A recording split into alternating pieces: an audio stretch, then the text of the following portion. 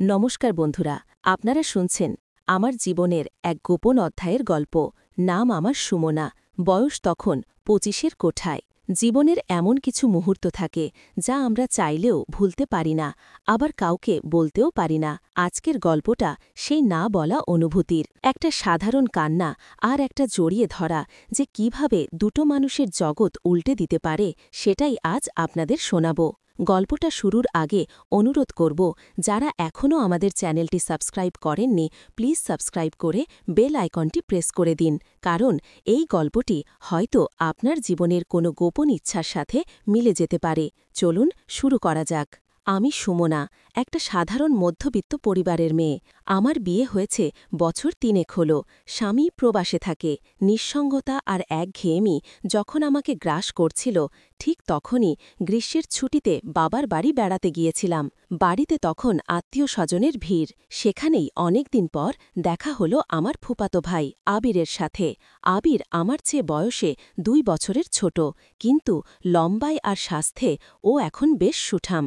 ছোটবেলার সেই চঞ্চল আবির এখন অনেক গম্ভীর, চোখে মুখে কেমন একটা বিষণ্ণতা। সেদিন ছিল অঝোর ধারায় বৃষ্টির রাত। লোডশেডিংয়ে পুরো এলাকা অন্ধকারে ডুবে আছে। বাড়ির সবাই যে যার ঘরে ঘুমিয়ে পড়েছে। গরম আর গুমোট ভাব কাটাতে আমি বারান্দায় এসে দাঁড়ালাম। হঠাৎ কানে এলো চাপা কান্নার শব্দ।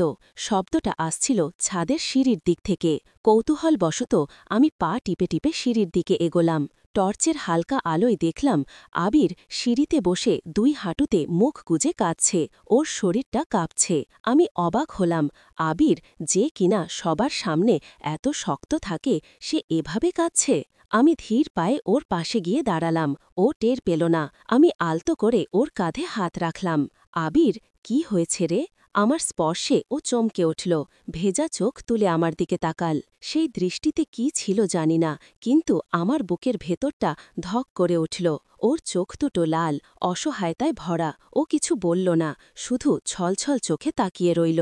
শুনলাম ওর দীর্ঘদিনের প্রেমিকা আজ অন্য কাউকে বিয়ে করে নিয়েছে। ছেলেটা ভেতর থেকে ভেঙে চুরমার হয়ে গেছে। ওর কান্না দেখে আমার নিজের ভেতরকার মাতৃত্ব বা হয়তো সুপ্ত নারী সত্তা জেগে উঠল। আমি ওর পাশে বসে পড়লাম। ছি পাগল, এভাবে কাঁদে কেউ? সব ঠিক হয়ে যাবে। কথাটা বলতে গিয়েই ও হঠাৎ আমাকে জড়িয়ে ধরল, যেন আমি ওর একমাত্র আশ্রয়। ওর কান্না থামছিল না। ও আমার কাঁধে মুখ গুজে ফুপিয়ে কাঁদতে লাগল। প্রথম দিকে আমি ওকে সান্ত্বনা দেওয়ার জন্যই পিঠে হাত বুলিয়ে দিচ্ছিলাম, কিন্তু কিছুক্ষণ পর পরিবেশটা পাল্টাতে শুরু করল। বাইরে বৃষ্টির শব্দ বাড়ছে, আর এদিকে আবিরের শরীরের উষ্ণতা আমার পাতলা সুতি শাড়ির ওপর দিয়ে শরীরে এসে লাগছে। ও আমাকে খুব শক্ত করে আঁকড়ে ধরেছিল। ওর নিঃশ্বাসগুলো আমার ঘাড়ে এসে পড়ছিল, যা আমার শরীরে এক অদ্ভুত শিহরণ জাগিয়ে তুলিল। আমি বুঝতে পারছিলাম এটা নিছক সান্ত্বনার জড়িয়ে ধরা নয়, এর মধ্যে অন্য কিছু মিশে যাচ্ছে। ওর কান্না তখন থেমে এসেছে, কিন্তু ও আমাকে ছাড়ল না, বরং ওর বাহুটোর আরও শক্ত হল। আমি অস্বস্তি আর এক অজানা ভালো লাগার দ্বন্দ্বে ভুগছিলাম। আমার উচিত ছিল ওকে সরিয়ে দেওয়া, কিন্তু আমার হাত দুটো অবাধ্য হয়ে ওর চুলে বিলি কাটতে শুরু করল। লোডশেডিংয়ের অন্ধকারে আমাদের দুজনকে কেউ দেখছে না, এই ভাবনাটা যেন সাহস বাড়িয়ে দিল। আবির মুখ তুলল, কিন্তু আমাকে ছাড়ল না। অন্ধকারে ওর চোখের দিকে তাকিয়ে আমি জমে গেলাম। ওর দৃষ্টিতে তখন আর কান্নার রেশ নেই, আছে এক আদিম তৃষ্ণা। ও ফিসফিস করে বলল, সুমনা আপু, আমার খুব কষ্ট হচ্ছে, খুব একা লাগছে। ওর গলার স্বরে এমন কিছু ছিল যা আমার হৃৎস্পন্দন বাড়িয়ে দিল। আমি কাঁপা কাঁপা গলায় বললাম, আমি তো আছি। কথাটা শেষ করার আগেই ও আমার হাতটা ধরে নিজের বুকের কাছে নিয়ে গেল। আমি ওর হৃৎস্পন্দন অনুভব করতে পারছিলাম, ধক করছে, ঠিক আমারটার মতোই। মুহূর্তের মধ্যে পরিস্থিতি নিয়ন্ত্রণের বাইরে চলে গেল। ও আমার দিকে একটু ঝুঁকে এলো। ওর তপ্ত নিঃশ্বাস আমার কপালে, নাকে এসে পড়ল। আমি চাইলেই সরে যেতে পারতাম, কিন্তু পারলাম না। এক অদ্ভুত সম্মোহনে আমি আটকা পড়ে গেলাম। ও যখন আলতো করে আমার গালে ওর হাতটা ছোঁয়াল, আমার শরীরটা কেঁপে উঠল। সেই স্পর্শে বিদ্যুৎ ছিল। ও আস্তে করে আমার কানের কাছে মুখ এনে বলল, আজকের রাতটা আমার কাছে থেকে যাও প্লিজ।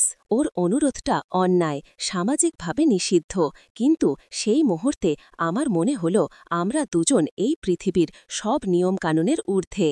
ওর শরীরের ঘ্রাণ আর বাইরের বৃষ্টির শব্দ মিলেমিশে একাকার হয়ে গেল।